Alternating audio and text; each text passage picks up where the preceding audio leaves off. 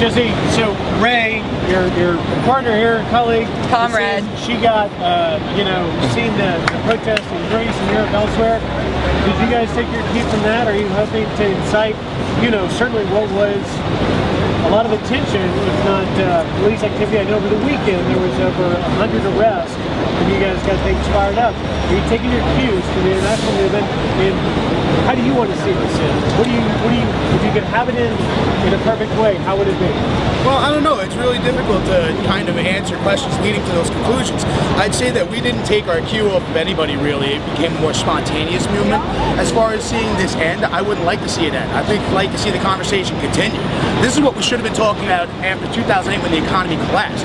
We basically patched a hole on the tire and said, yeah, let the car keep rolling. Unfortunately, it's fun to talk to the propaganda machine in the media, especially conservative leading networks such as yourself, because we find that we can't get conversations on the Department of Justice's ongoing investigation of News Corporation, for which you are an employee, but we can certainly ask questions like, you know, why are the poor engaging in class warfare? Now, after 30 years of having our living standards decrease while the wealthiest 1% have had it better than ever, I think it's time for maybe, I don't know, some participation in our democracy that isn't funded by news cameras and gentlemen such as yourself. Okay, but let me give you this challenge, Jesse.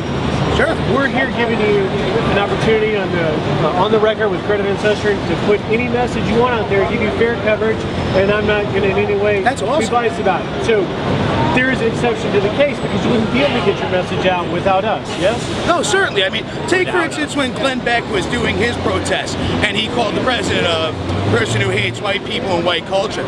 That was a low moment in Americans' history, and you guys kind of had a big part in it. So I'm glad to see you coming around and kind of paying attention what the other 99% of Americans are paying attention to, as opposed to the far-right fringe who would love to just destroy the middle class entirely. All right, fair enough.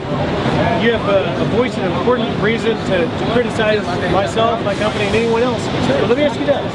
In fairness, does this administration, or President Obama, have any criticism as to the financial situation the country's in now? I think myself, as well as many other people, would like to see a little bit more economic justice or social justice, Jesus stuff, as far as feeding the poor, health care for the sick. You know, I find it really entertaining that people like to hold the Bill of Rights up while they're screaming at gay soldiers, but they just can't wrap their heads around the idea that a for-profit healthcare system doesn't work. So let's just look at it like this. If we want the president to do more, let's talk to him on a level that actually reaches people, instead of asking for his birth certificate and wasting time with total nonsense like cilantro.